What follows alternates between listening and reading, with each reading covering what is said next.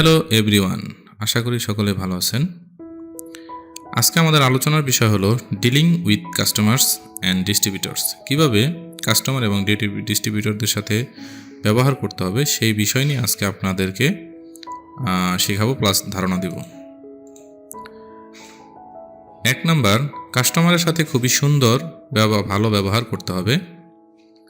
যেমন আমরা যদি যেই কোনো কাস্টমারের সাথে আচরণ খুবই ভালো, সুন্দর, মাধুর্য ব্যবহার করি, শ্রুতি মধুর কথা বলি এবং কি ভদ্র ভাষায় কথা বলি, সেই ক্ষেত্রে কাস্টমার আমাদের ব্যবহারে যদি সে হ্যাপি হয়, সেই ক্ষেত্রে আমাদের তাদের সাথে বিল করতে সুবিধা হবে।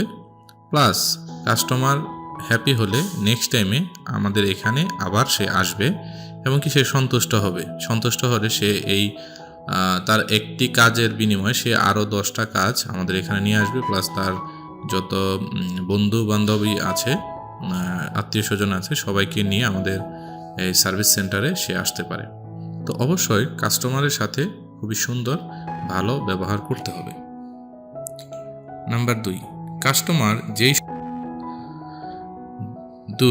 কাস্টমার যেই সমস্যার জন্য মোবাইলটা নিয়ে আসছে, সেই সমস্যাগুলো কাস্টমারের কাছ থেকে খুব মনোযোগ দিয়ে শুনতে হবে। যেমন আপনার কাছে যদি একটি কাস্টমার আসে, কাস্টমারের কথাগুলো ভালোভাবে শুনতে হবে, কারণ আপনি যদি ভালো শ্রোতা না হতে পারেন তাহলে আপনি কাস্টমারের ভালো সার্ভিস দিতে পারবেন না। তো অবশ্যই ভালো টেকনিশিয়ান হতে হলে আপনাকে একজন ভালো শ্রোতা হতে হবে। একটি মোবাইলের কী ধরনের প্রবলেম আসতে পারে, আপনি যদি কাস্টমারের কথা পারফেক্টলি না শুনে কাজ শুরু করে দেন, তাহলে আপনি মোবাইল সম্পর্কে পূর্ণাঙ্গ ধারণা পাবেন না। মোবাইল সার্ভিসিং করার পূর্ব শর্ত হলো আপনাকে কাস্টমারের কাছ থেকে আগে প্রবলেমটা বুঝে নিতে হবে, তারপর সেই কথা প্রবলেম অনুযায়ী আপনি প্রবলেমটা ফাইন্ড আউট করে আপনাকে কাজ করতে হবে। তো আপনি যদি কাস্টমারের প্রবলেমই না বুঝেন তাহলে কিন্তু কাজ করতে পারবেন না। এটা হয়ে গেল যে কাস্টমারের স্পিকার প্রবলেম, আপনি তার নেটওয়ার্কের কাজ করে দিয়েছেন। তো এইভাবে আসলে কাস্টমারের সাথে একটা কমিউনিকেশন গ্যাপ হয়ে যায়। তো কমিউনিকেশন করার জন্য অবশ্যই আপনাকে কাস্টমারের কথাগুলো ভালো করে শুনতে হবে। 3, কাস্টমারকে সমস্যা সমাধানের জন্য কত টাকা পেমেন্ট করতে হবে সেটা আগেই বলে দিতে হবে। অনেক কাস্টমার আছে নির্দিষ্ট একটা বাজেট করে আসে যে এর মধ্যে আমি মোবাইল রিপেয়ার করব। যদি আপনি কোনো কথা না বলে আগে কাজ করে কাস্টমারের কাছ থেকে কম বেশি বিল চান, তাহলে কাস্টমার বিব্রত হতে পারে। এতে করে সে আপনার প্রতি রাগান্বিত হতে পারে, প্লাস সে আপনার প্রতি মনক্ষুণ্ণ হতে পারে, প্লাস কাস্টমার একটি বিব্রতকর অবস্থায় পড়তে পারে। তো সেই ক্ষেত্রে অবশ্যই একটি কাজ করার আগে কাস্টমারকে সম্পূর্ণ বাজেট দিতে হবে যে আপনার এত টাকা খরচ হবে। তো ওই বাজেট করে কাস্টমারের সাথে কন্ট্রাক্ট করার মাধ্যমে আপনি কাজটি করতে হবে। কাস্টমার যদি অ্যাগ্রি হয় তারপর আপনি কাজটি করতে পারবেন। 4, কাজের কোনো গ্যারান্টি ওয়ারেন্টি থাকবে কিনা সেটাও কাস্টমারকে বলে দিতে হবে। নর্মালি মোবাইল সার্ভিসিংয়ের পেশায় কোনো ধরনের গ্যারান্টি ওয়ারেন্টি বলতে কোনো কথা নেই, তবে ক্ষেত্র বিশেষ অনেক সময় অনেক ব্যবসায়িক ট্রিক্সের কারণে গ্যারান্টি কিংবা ওয়ারেন্টি দিয়ে থাকে। তবে এই বিষয়গুলো কাস্টমারকে খুব ক্লিয়ারলি তাকে বুঝিয়ে বলতে হবে। প্রয়োজন হলে আপনি গ্যারান্টি ওয়ারেন্টির বিষয়ে কোনো লিখিত ডকুমেন্ট কাস্টমারকে দিতে পারেন। সেই ক্ষেত্রে কাস্টমার ও আপনার দোকানদার যে টেকনিশিয়ান উভয়ের সিগনেচার বিদ্যমান থাকতে হবে। তো এই বিষয়গুলো যদি আপনি খেয়াল করে কাজ করেন তাহলে কাস্টমারও হ্যাপি হবে, আপনিও হ্যাপি হবেন।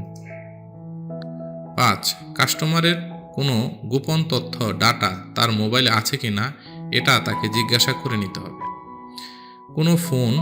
প্রত্যেকের ফোনের মধ্যেই অনেকের প্রাইভেট বিভিন্ন ডকুমেন্ট থাকে, খুব গুরুত্বপূর্ণ অনেক সিক্রেট কিছু ডকুমেন্ট থাকে। তো এই বিষয়গুলো অবশ্যই কাস্টমারের কাছ থেকে জিজ্ঞেস করে নিতে হবে। যদি কোনো গোপন কোনো তথ্য থাকে তাহলে সেই ধরনের ফোনগুলো আপনি রিসিভ করে রাখবেন না, কাস্টমারের সামনে কাজ করে দেওয়াটাই বেটার। আর যদিও আপনি রিসিভ করে রাখেন, সেই ক্ষেত্রে আপনি কাস্টমারকে পূর্ণ ডাটা সুবিধা আপনাকে দিতে হবে, সিকিউরিটি দিতে হবে। আর কাস্টমারের ডাটা এটা আপনার কাছে আমানতের মতন, আমানতের খেয়ানত করা যাবে না। তো এই বিষয়গুলো আপনি ভালো করে খেয়াল করতে হবে। প্রত্যেকটা বিষয় খুব যদি আপনি খেয়াল করেন তাহলে ইনশাআল্লাহ আপনি কাস্টমার সবসময় হ্যাপি হবে, ডিস্ট্রিবিউটরস হ্যাপি হবে, ইভেন আপনিও হ্যাপি হবেন। তো এই বিষয়গুলো মাথায় রেখে যদি কাজ করেন ইনশাআল্লাহ আপনি সাকসেস হবেন। আর 6, মোবাইলের টুলস অ্যাক্সেসরিজ এর ডিস্ট্রিবিউটরদের সাথে সুসম্পর্ক বজায় রাখতে হবে, যাতে প্রয়োজনের সময় ওদের কাছ থেকে মালামাল নেওয়া যায়।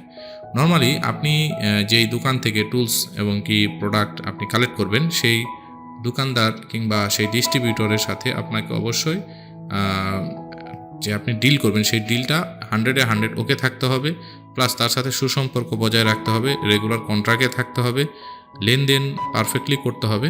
যদি আপনি লেনদেন এমনকি আচার ব্যবহার সব দিক দিয়ে যদি আপনি তার সাথে সুসম্পর্ক রাখতে পারেন, তাহলে আপনি তাদের কাছ থেকে অনেক ধরনের ফ্যাসিলিটি পাবেন এবং কি ভালো প্রাইস পাবেন। নতুন কোনো প্রোডাক্ট আসলে সে আপনাকে ইনফর্ম করবে। তো এই বিষয়গুলো যদি আপনি মেনটেন করে থাকেন তাহলে আপনি খুব পারফেক্টলি কাজ করতে পারবেন। তো আজকে এ পর্যন্তই। পরবর্তীতে আমরা নতুন কোনো টপিক নিয়ে আপনাদের সাথে আলোচনা করব। ভালো থাকবেন, সুস্থ থাকবেন।